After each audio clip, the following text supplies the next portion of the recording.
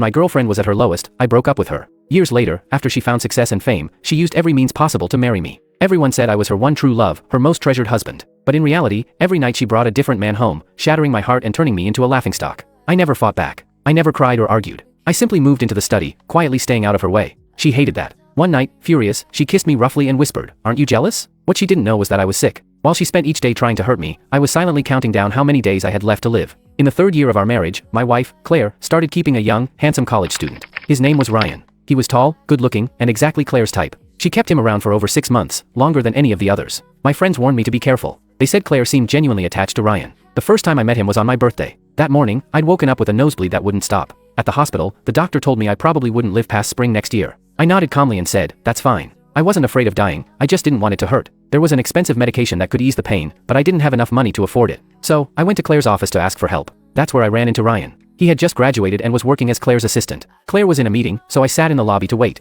Ryan kept glancing at me, then leaned over to whisper to his coworkers, "So, that's the husband? He looks awful, so skinny and sickly, like he's on his deathbed." He laughed and added, "People say I look like him, but I don't see it. I'm way better looking." I caught my reflection in the glossy glass wall. Messy hair, a puffy coat that made me look even frielier. He wasn't wrong. I wasn't much to look at, just a man waiting to die. A coworker nudged him and whispered, "Don't underestimate him. If he cleaned up, you wouldn't even compare. And don't forget, Claire loves him. If you piss him off, she'll destroy you." Ryan wasn't convinced. He rolled his eyes and smirked. He brought me a cup of tea and asked mockingly, "So, Mr. Baker, why is Claire making you wait so long?" It's weird, whenever I stop by, no matter how busy she is, she always makes time for me. She says I'm her priority. He smiled smugly, and for a moment, I saw a bit of my younger self in him. I thought about it. Claire did treat Ryan differently. She'd had countless lovers over the years, using them as pawns in her game to provoke me. Every night, she brought home someone new, testing my limits. But she never kept them around for long. A day or two, maybe a week. She always got bored quickly. Ryan, though, was different. She spoiled him. She took him out to dinner, shopping, and movies. They acted like an ordinary, happy couple. She gave him money, but she also gave him affection. I looked at him and smiled gently.